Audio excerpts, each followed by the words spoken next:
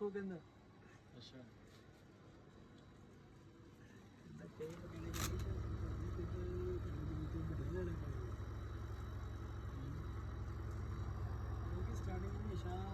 ਜਿਹੜੇ simple AC ਹੁੰਦੇ double ਲੈਂਦੇ ਨਾ ਇਹਨਾਂ ਸੌਖੀ ਮਿਲ ਜਾਂਦੀ ਹੈ ਉਹਨਾਂ ਸੌਖੀ ਮਿਲ ਜਾਂਦੀ ਹੈ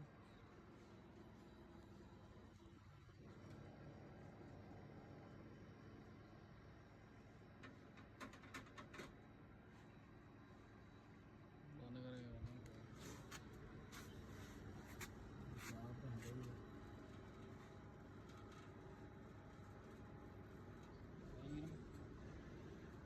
ਹੈਗਾ ਮਗਰ ਗਲਤ ਗੱਲ ਹੈ ਗਰਮ ਚਲਾਉਣੇ ਚਾਹੀਦੇ ਆ